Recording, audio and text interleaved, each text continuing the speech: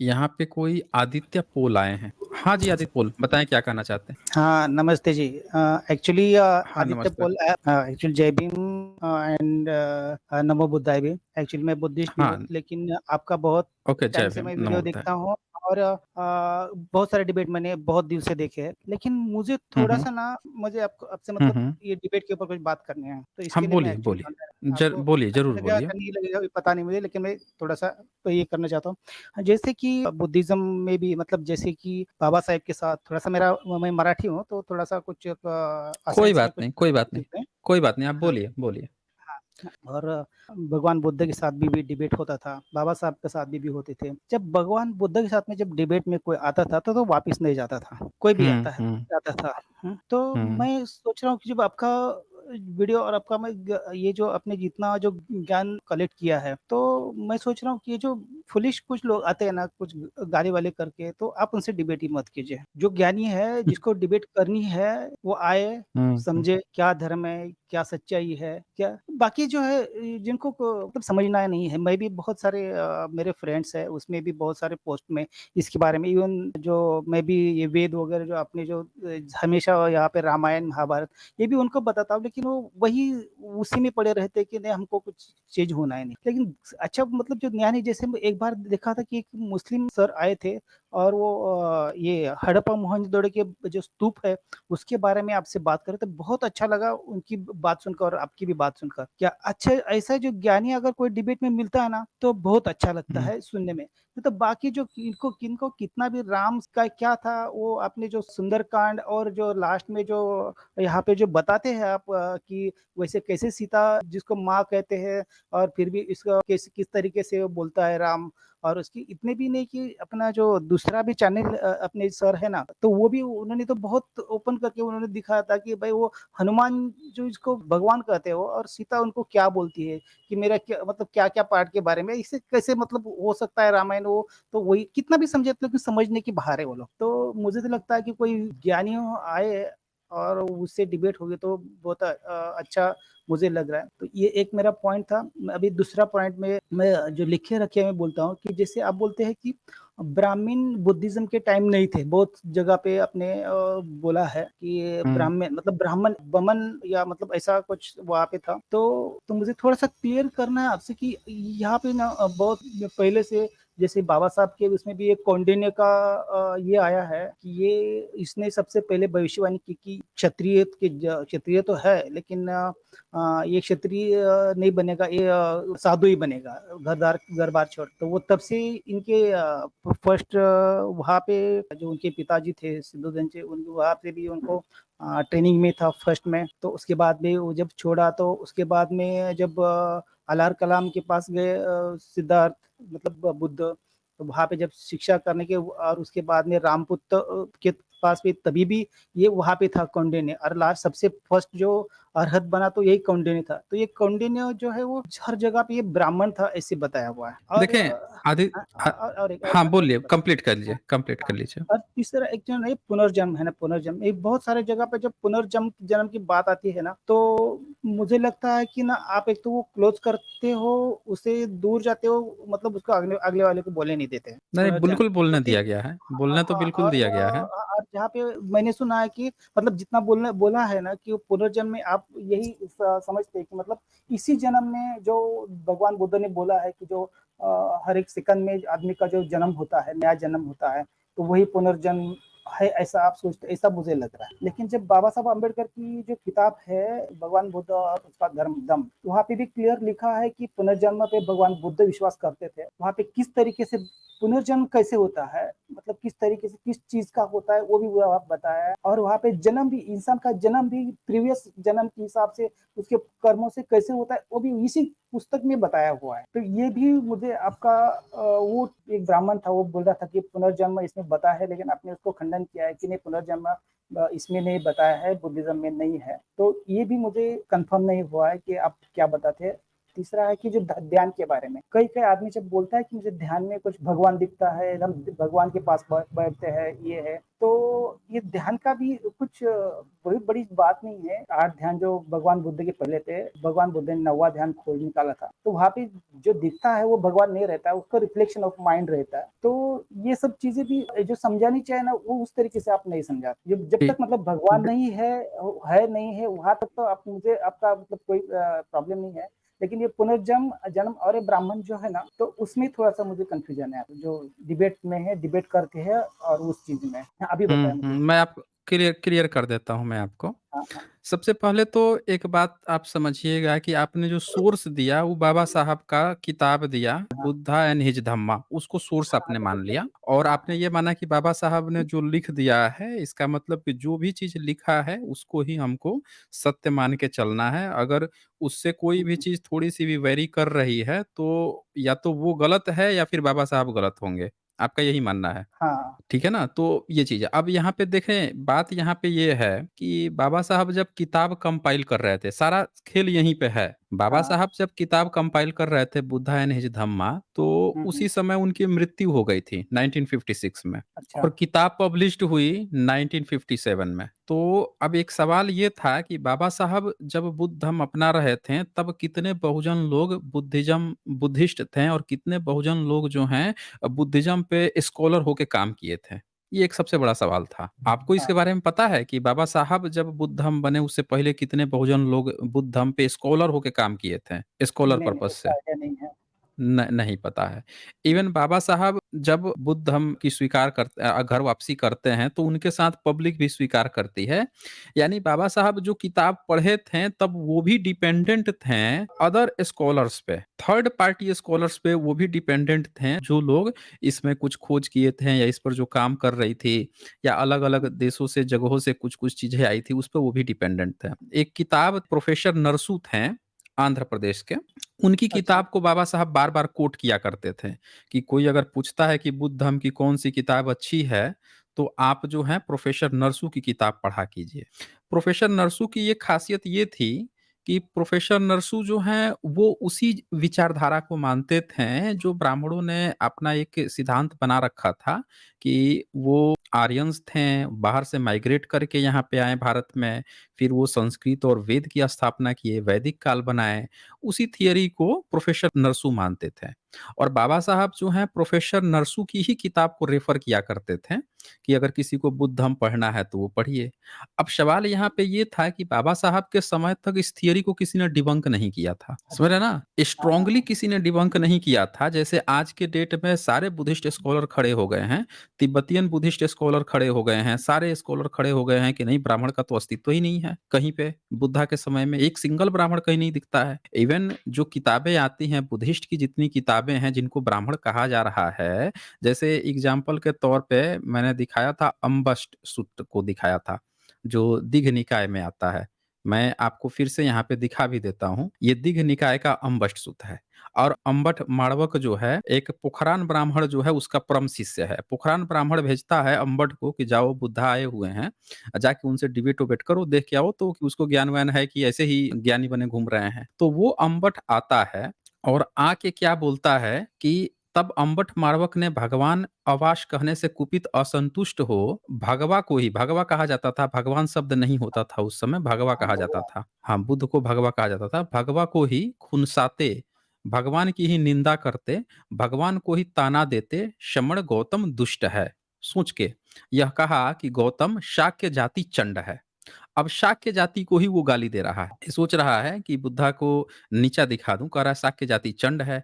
और वो अपने को चूंकि ब्राह्मण था, ये अम्बट जो है, अम्बट माड़वक, ये अपने को ब्राह्मण था और ये इनकी जाति को गाली दे रहा है कि शाक्य जाति चंड है गौतम, शाक्य जाति क्षुद्र है, हे गौतम शाक्य जाति बकवादी है, नीच समान होने से शाक्य ब्राह्मणों का सत्कार नहीं करता। अब कह रहा है कि तुम लोग ब्राह्मणों का सत्कार ही नहीं करते हो, बड़े धूर्त हो, ये हो, नीच जाति हो, हाँ, ब्राह्मणों का गौरव नहीं करते, नहीं मानते, नहीं पूजते, नहीं करते। हे गौतम, यह अयोग्य है जो कि नीच नीच समान शाक्य ब्राह्मणों का सत्कार नहीं करते।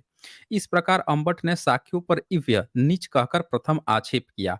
अंबट शाक्यों ने तेरा क्या कसूर किया है? हे गौतम, एक समय में मैं आचार्य ब्राह्मण पोखकाती के किसी काम से कपिल वस्तु गया।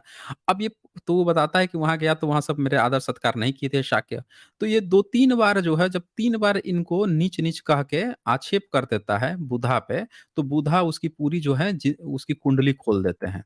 ये कहते हैं, बुधा उससे पूछते हैं, इस प्रकार अंबट मारवक ने इव्य कह शाक्यों पर तीसरी बार आक्षेप किया, तब भगवान ने ऐसा कहा, यह अंबट मारवक बहुत बढ़ चढ़कर शाक्यों पर इव्य मतलब कि नीच कहकर आक्षेप कर रहा है, क्यों ना मैं इससे गोत्र पूछूं। तब भगवान ने अंबट माड़वक से कहा, किस गोत्र से हो अंबट? तो अंबट क्या कहता है, कर्स्यायन हूँ हे गौतम। वो कह रहा है कि मैं कर्स्यायन गोत्र का हूँ। तो अब हाँ, हाँ। वो यहाँ पे दिघ निकाय का अगला चैप्टर है, उसी में शाक्यों की उत्पत्ति अब वो बताते हैं अंबट को कि कर्स्यायन गोत्र की उत्पत्ति मैं बताता हूँ तुम्हें। कहते हैं, अंबट तुम्हारे पुराना नाम गोत्र के अनुसार शाक्य आर्य यानी स्वामी पुत्र होते हैं। तुम शाक्यों के दासी पुत्र हो। अंबट शाक्य राजा इक्ष्वाकु, यहाँ इक्ष्वाकु लिख दिया गया है, एक्चुअल नाम ओक्काक होगा, गलती से लोग इक्ष्वाकु हुँ, हुँ, समझते हुँ। थे। ओक्काक को पितामह कह धारण करते पूर्व काल में अंबट राजा इक्ष्वाकु ने अपनी प्रिया मनापा रानी के पुत्र को राज्य देने की इच्छा से ओक्काक मुख, करंडू, हथिनिक और शिनिशुर चार बड़े लड़कों को राज्य से निर्वासित कर दिया।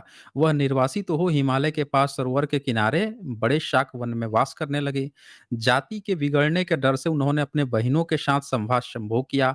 तब अंबट राजा इक्ष्वाकु ने अपने अमात्यों और दरबारियों से पूछा, कहाँ है वो इस समय कुमार? अब वो उसकी कहानी पूरी बता देते हैं कि तब वो क्या कहता है कि देव हिमान के पास सरोवर के किनारे महाशाकवन है, इसी वहीं इस वक्त कुमार रहते हैं। वे जाति के बिगड़ने के डर से अपनी बहिनों के साथ संवास करते हैं। उसके पुरखों की कहानी बता रहा है कि तुम्हारे पुरखे जो बुद्ध बता रहे हैं, तुम्हारे पुरखे जो हाँ। है बहनों के साथ संभोग करते थे। अब ये हुँ, हुँ, बताते हैं, हुँ। तब अंबट राजा इक्ष्वाकु ने यह उदान कहा, अहो कुमार शाक्य हैरे महाशाक्य हैरे कुमार। तब से अंबट यह शाक्य नाम से ही प्रसिद्ध हुआ। वही इक्ष्वाकु उनका पूर्व पुरुष था। मतलब वही जो है तुम्हारा पूर्व पुरुष था। अंबट राजा इक्ष्वाकु की दिशा नाम की दासी थी। उसने कृष्ण कनह नामक पुत्र पैदा किया। पैदा होने होते ही कृष्ण ने कहा, अम्मा धोवो मुझे, अम्मा नहलाओ मुझे, इस गंदगी से मुक्त करो, मैं तुम्हारे काम आऊंगा। अंबट जैसे आजकल मनुष्य पिशाचों को देखकर पिशाच कहते हैं, वैसे ही उस समय पिशाचों को कृष्ण कहते थे। अब लोग सोचते हैं ना कि बुद्धा के समय में कृष्ण था, दरअसल उस समय कणह वर्ड होता था, जिसको हाँ, आज हाँ। कृष्ण अनुवाद करके लिखते हैं, और उसका मतलब पिशाच होता था। कोई देवी देवता नहीं होते थे कृष्ण नाम के। हाँ, ये हाँ। लोग अपनी गलतफहमी दूरी कर लें। ये कृष्ण नाम का कोई इसका मतलब ही निगेटिव था। इसका मतलब काला माना गया है, कृष्णा का मतलब काली कहा गया है, और त्रिपिटक के हिसाब से कृष्ण का मतलब जो है पिशाच था। उन्होंने हाँ, कहा इससे पैदा होने की बात की, अतः कृष्ण पैदा हुआ, पिशाच पैदा हुआ। इसी कृष्ण से आगे कात्यायन प्रसिद्ध हुआ, वही कात्यायनों का पूर्व पुरुष था। इस प्रकार अंबट तुम्हारे माता पिताओं के गोत्र को ख्याल करने से शाक्य आर्य पुत्र होते हैं, तुम शाक्यों के दासी पुत्र हो। अब जरा देखिए, जो अंबट ब्राह्मण जो है, जो बुद्धा से डिबेट करने आया है, बुद्धा उसकी पूरी कुंडली खोल के उसको बता देते हैं कि शाक्यों के दासी पुत्र तुम हो। अब जरा सोचिए कि अंबट एक दासी पुत्र भी ब्राह्मण था उस समय, जो बुद्धा से डिबेट कर रहा था, कर्श्यायन अच्छा, गोत्र हाँ। का। हाँ, हाँ, हाँ, हाँ। अब किस आधार पे कोई कहेगा कि ब्राह्मण जो है उस समय कोई जाति हुआ करती थी? सोचिए जरा, आप ही सोचिए। अब ये त्रिपिटक तो गलत नहीं बताएगा ना। त्रिपिटक साफ-साफ यहाँ पे देख लीजिए, तुम शाक्यों के दासी पुत्र हो। अब सोचिए कि शाक्य तो ऑलरेडी जिस जाति को कह रहा था कि तुम्हारी नीची जाति है, तो बुद्धा ने बता दिया कि वही शाक्य ने अपनी दासी से जो बच्चा पैदा किया, वहाँ से तुम्हारी वंश चली है, तो तुम ब्राह्मण जाति कैसे हो गए? मतलब तुम जो है जो सोच रहे हो कि ऊँची जाति हो, तुम ब्राह्मण हो, लेकिन तुम ऊँची जाति या अपने को ऊँचा कैसे समझ रहे हो? तुम तो दासी पुत्र हो, वो भी शाक्यों ने पैदा किया है तुमको। इससे ये पता चलता है पूरी कहानी से कि उस समय बमहन जो शब्द था, वो जो भी पढ़ लिख के, चाहे दासी का पुत्र हो, चाहे किसी भी वंश परंपरा का बच्चा हो, वो पढ़ लिख लेता था, उसको बमहन कहा जाता था। समझ रहे हैं ना? ना कि कोई एक हाँ, हाँ। जाति थी वैदिक ब्राह्मण की। समझ रहे हैं? आदित्य हुँ, पोल जी। हाँ, हाँ, हाँ। हाँ, एक्चुअली एक और भी एक बुक है, भगवान बुद्ध पूर्वार्ध। ये हुँ, हुँ। जो कोसंबी है, धर्मानंद कोसंबी, ये हुँ, हुँ। बुद्धिज़्म पे पीएचडी किए हुए हैं। तो जी, जी। वो हाँ, तो उन्होंने ये जो है ब्राह्मण है, तो वो टाइम पे जो उनका कहना है कि वो टाइम पे श्रमण और ब्राह्मण ये 2 संस्कृतियाँ चलती थी वहाँ पे। हुँ, हुँ। ब्राह्मण हुँ, जो है हुँ। ये जो पूजा पाठ वगैरह ऐसे करने वाले जो थे हुँ, उनके हुँ। अंदर हाँ, और जो श्रमण है तो जो इनसे ये जो पूजा पाठ वगैरह नहीं करते थे, मतलब इनकी संतुष्टि नहीं थी उनसे, जो श्रमण थे, तो वो जंगल में जाके ये ध्यान वगैरह करके सत्य क्या है वो खोजने का प्रयत्न करते। तो ये जो ब्राह्मण है तो आप चाहे तो मतलब रेफरेंस रख लीजिए, भगवान बुद्ध पूर्वार्ध, उत्तरार्ध और पूर्वार्ध दोनों भी उन्होंने लिखे हुए हैं। धर्मानंद कोसंबी राइटर है और उन्होंने पीएचडी किया हुआ है। उन्होंने बहुत सारे मतलब ड्रामा भी किया। तो उनका कहना है कि ये जो ब्राह्मण है, वो टाइम पे जो ब्राह्मण था, तो ये जो पूजा अर्चा जो करने का है ना, जो भी कुछ पूजा करते थे, तो वो टाइप के वो ब्राह्मण थे। और जो श्रमण है ये सब ध्यान वगैरह कर, तो ये श्रमण संस्कृति थी तभी। तो ऐसा नहीं, उनका नहीं, नहीं। कहना है। नहीं है? नहीं, नहीं, धर्मानंद कौशाम्बी पीएचडी हैं, ब्राह्मण थे वो। वो बीएचयू हुँ, में हुँ। प्रोफ़ेसर भी थे, मैथमेटिक्स के एचओडी भी थे वो। उन्होंने तमाम किताबें लिखी हैं बुद्धिज़्म पे। बुद्धिज़्म ब्राह्मण होते हुए भी उनको बुद्धिज़्म से लगाव हो गया था। लेकिन उनमें दिक्कत क्या थी कि सच्चाई की तह तक वो नहीं पहुँच पाए थे। वो अच्छा। अभी मैंने जैसे दिखाया आपको कि कृष्ण का मतलब त्रिपिटक में कहा गया है, पिशाच कहा गया है, उसको एक नेगेटिव शब्द है। और वो क्या हाँ, हाँ। करते हैं कि कृष्ण को एक देवी-देवता के रूप में ठहराते हैं और बोलते हैं कि बुद्ध से भी पहले कृष्ण थे। हाँ, तो नहीं वो क्या उन्होंने करते हैं मेगास्थनीज की इंडिका के आधार पर कृष्ण को ठहरा दिया और वो धर्मानंद कौशाम्बी की एक लिमिटेशन है, वो उनकी किताबें पुरानी है ना, हाँ, आज़ादी के हाँ। बाद के वो हैं, उस समय के पुराने लेखक हैं ना, तो उनको भी हाँ, उस हाँ। समय बहुत ज़्यादा वो नहीं था मतलब कि सत्य का अच्छा, वहाँ अभी पे इतना नए-नए इतना जब रिसर्च नहीं हो पाया था। नहीं उतना हो रिसर्च पाया नहीं था हो तब तक, हाँ, नहीं हो हाँ। पाया था। हाँ, अब तो इसी तरह मतलब से अब उस पर आ जाते हैं, आपका जो दूसरा प्रश्न था कि बुद्ध के समय ब्राह्मण वाला तो हो गया, पुनर्जन्म की आप बात कर रहे थे, हाँ, कि हाँ। पुनर्जन्म का क्या कांसेप्ट है? देखें, बुद्धा हुँ, हुँ। एंड हिज धम्मा में पुनर्जन्म है ही नहीं कहीं पे भी नहीं है पुनर्जन्म। है। 1 मिनट में उस बुक लेके हाँ, बैठा बता हूँ। दीजिए। हाँ, 1 मिनट बताइए। इसका पुनर्जन्म कैसे होता है? तो उन्होंने ये बताया किसने था लिखा है? ये किसने ये लिखा है पुनर्जन्म किसने होता है? ये तो बाबा साहेब भीमराव रामजी आंबेडकर उनकी किताब है ना, हाँ, बुद्ध आणि त्यांचा धम्मा. हुँ। बुद्ध एंड हिज धम्मा. मैं एक जी, जी, मैं यहाँ बिल्कुल, बिल्कुल। बाबा साहब ने इस किताब को मैंने बताया कि बाबा साहब के मरने के 1 साल बाद इसको पब्लिश्ड किया गया था। हुँ, तो हुँ, हुँ। बाबा साहब की किताब है, पर मैं ये कहता हूँ कि हम लोगों को थोड़ा-सा और बेसिक सोर्स पे चलना चाहिए, जैसे त्रिपिटका वगैरह है। हुँ, त्रिपिटक हुँ। में कहाँ पे इस तरह की बातें आती हैं कि पुनर्जन्म की बात आती है। जैसे त्रिपिटक पे सबसे पहला काम मैक्स मुलर ने किया था। अच्छा। हाँ, तो बाबा साहब से भी पहले त्रिपिटक या भारत के जितने स्क्रिप्चर्स थे, उसको मैक्स मुलर ने काम किया। जब मैक्स मुलर कंपाइल कर रहा था जातक मालाओं को, जातक कथाओं को, तब ब्राह्मणों ने क्या कहा, मैंने इस पर सीरीज़ कर रखी है जातक माला, आप देखिएगा, मैंने दिखाया है उसमें। तब हाँ। जब वो कंपाइल कर रहे थे, तो उसने ये कहा कि यहाँ के ब्राह्मण कहता है कि जातक कथाएँ जो हैं बुद्ध के पूर्व जन्म की कथाएँ हैं। लेकिन हमने पूरा स्टडी कर लिया है और ये बुद्ध की पुनर्जन्म की घटनाएँ नहीं हैं, बल्कि बाद में इनको त्रिपिटक में स्थान दिया गया है। समझ रहे हैं? बाद में जातक कथाओं को बुद्ध वचन के साथ स्थान दिया गया। ये चीज़ हुआ है। लेकिन लोगों ने ऐसा प्रचारित कर दिया बाद में, दरअसल 8वीं, 9वीं, 10वीं सदी के बाद से जब पुनर्जन्म का कांसेप्ट आ गया कि पुनर्जन्म भी होता है, तब लोगों ने क्या किया कि उसको पुनर्जन्म, पुनर्जन्म करके प्रचारित कर दिया था। नहीं तो शुरू में आप देखें कहीं पुनर्जन्म है ही नहीं, उसमें कहीं नहीं है। बुद्धा जो हैं, सबसे पहले बुद्धा अपना पुनर्जन्म बताते ना कि उनका हाँ, हाँ। पुनर्जन्म क्या था, पिछले जन्म में क्या थे, ये थे। अब जातक कथाओं में कई जगह किरदार एक बंदर है, कई जगह खरगोश है, कछुआ है, हुँ, अलग-अलग हुँ, हुँ। जीव-जंतु हैं। वो कैसे होंगे? वो तो सब के सब बता रहे हैं कि ये बोधिसत्व थे, इन्होंने अपनी जान दे दी, आग में जल गए या उसमें अपने अपना शरीर दान दे दिया कि भैया आप खाना खा लो मेरा शरीर से, लेकिन किसी को मारो मत।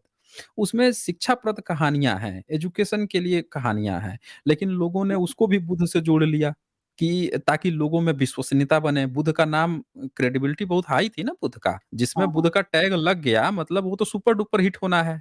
तो जातक कथाओं को फ़ेमस कराने के लिए बुध का नाम ज़बरदस्ती बाद में भिक्षुओं ने जोड़ लिया, समझ रहे हैं ना? अच्छा। तो हाँ, हाँ। लोगों में नहीं ये ये गलतफ़हमी आ गई। हाँ। अच्छा, ये जो है ना, ये जो प्रतिज्ञ सबूत बात, ये एक बेसिक समझा जाता है, सिद्धांत समझा जाता है। तो हुँ, हुँ। इसका कहना है कि जन्म लेना ही दुःख का मुख्य कारण, दुःख का मुख्य कारण, और दुःख का मुख्य कारण है कि अविद्या, और उसी से वो सब 8 की 12 उसने पॉइंट बताया है, वो रिलेटेड है। तो जन्म लेना ही अगर दुःख का कारण है, तो वही अगर स्टॉप करने के लिए, मतलब जन्म लेना ही नहीं, होना ही नहीं चाहिए, उसको स्टॉप करने के लिए बोलते हैं कि मतलब ये, एक मिनट। प्रतित समुत्पाद ये बात नहीं कहता है, उस थोड़ा-सा अलग है। आप नहीं, जो प्रत्यक्ष कह रहे संवाद हैं यही ना, बात करता है। जन्म ले नहीं, दुःख का नहीं, मुख्य कारण ये जन्म जन्म होना है। जन्म लेना दुःख का कारण है, ये नहीं कहता है प्रतित समुत्पाद। और ये भी मैंने पढ़ा है इसका। एक मिनट, ये प्रश्न इसका, मेंढक प्रश्न क्या, मिलिंद प्रश्न, देखें, जो एक मिलिंद प्रश्न बहुत बाद का है।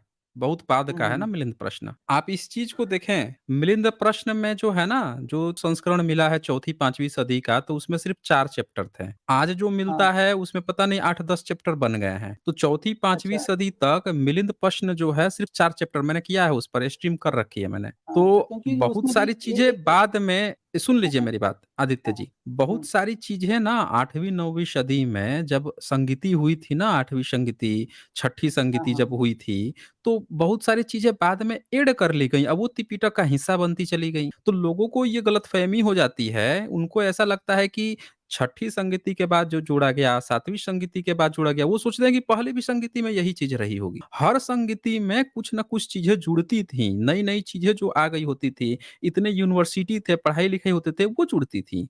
तो चौथी 5वीं सदी में एक चीनी यात्री जो था ना, वो उस किताब को ले गया था अपने यहाँ, जो मिलिंद प्रश्न है। जब हाँ, अनुवाद करके ले गया, वो कॉपी मिल गई। मैच कराया गया तो पाया गया कि चौथी 5वीं सदी तक तो मिलिंद पन्हो सिर्फ़ 4 ही चैप्टर थे।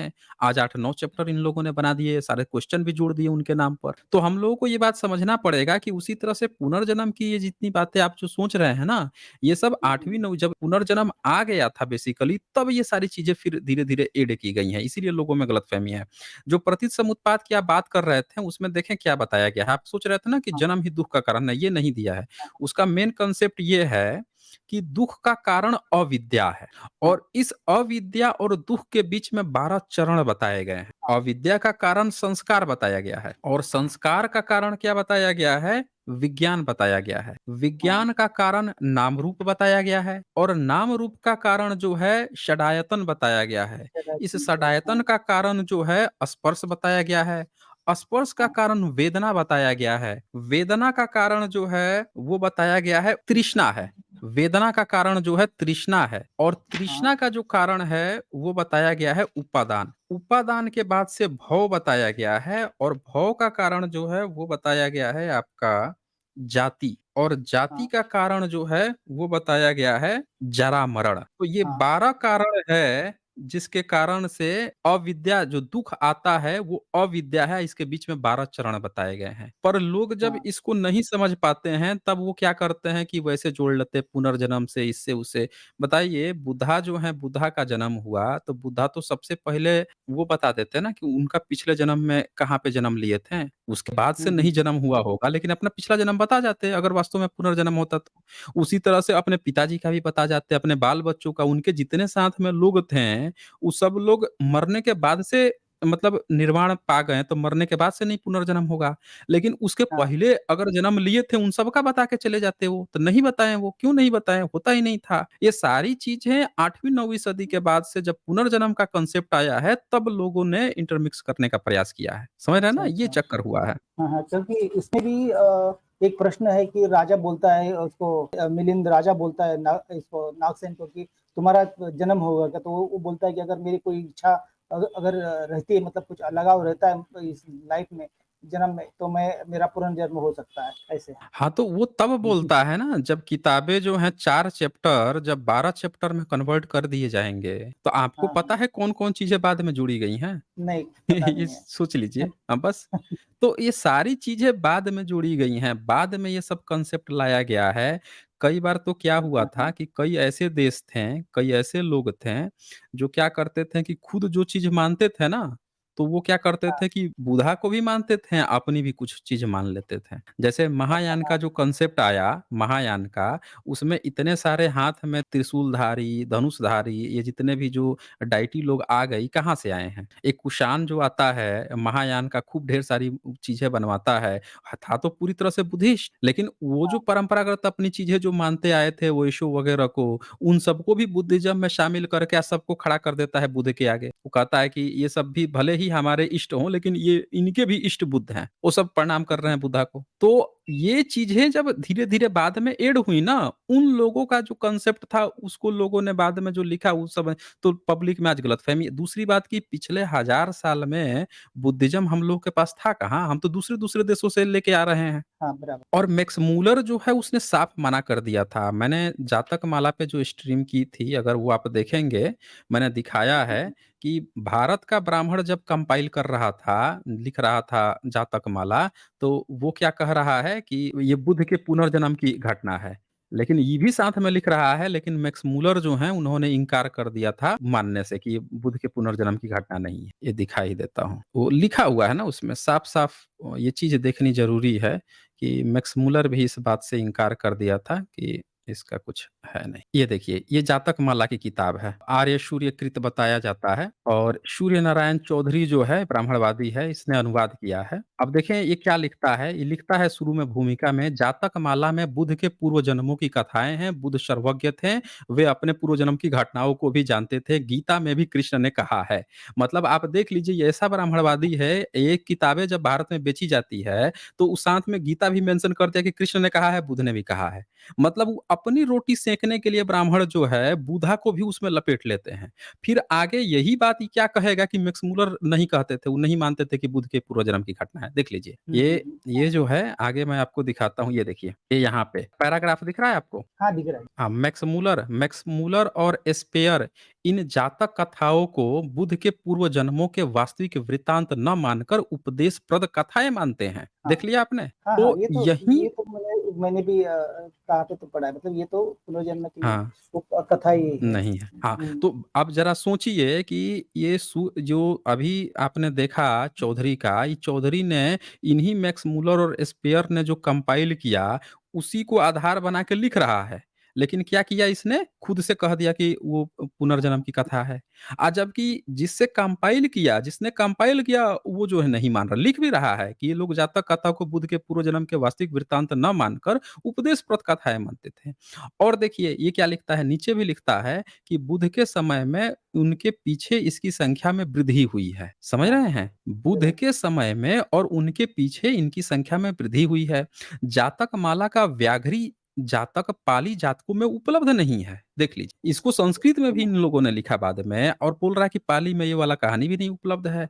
तो इन्होंने बहुत बाद में लिखा है, बहुत सारी चीज़ें ऐड की हैं और लोगों को अब बताइए, जो बाद में जोड़ रहा है उसमें भी लिख देगा कि बुद्ध की ये वो कहानी है, बुद्धा के पूर्व जन्म की कहानी है, उसमें भी जोड़ देगा। तो ये चीज़ आदित्य पोल जी हम लोगों को समझने की ज़रूरत है। हाँ, जी। राइट, लेकिन अभी अभी एक ही मैं पॉइंट लूँगा। अभी जो ये जो ध्यान सिखाते हैं, ये या विपश्यना सिखाते हैं, सब जगह पे जो बुद्धिज़्म में जो सब जगह पे सिखाते हैं ना, उनमें तो हुँ, हुँ। यही बताते हैं कि मतलब एक ही जन्म में बुद्ध नहीं बनता है, इतने जन्म में इतने जन्म लेने पड़ते हैं और हर एक मतलब ये जो मतलब 10 पारमिता है, तो ये कैसे पूरी करनी पड़ती है हर एक जन्म में, तो वो पूरी करने के बाद ही बुद्ध बनता है। जितने भी जो हमारे इवन पूरे वर्ल्ड में जितने भी मतलब ये मेडिटेशन सेंटर है ना, तो वही तो यही बताते हैं अभी। हुँ, तो हुँ। इसलिए हाँ, इसलिए अभी जो जो जितना कोई भी भिक्षु या कोई भी भिक्षु अगर से कुछ हम देखेंगे तो वो भी यही बताता है, क्योंकि वो वहाँ पे वो मेडिटेशन करके आया रहता है।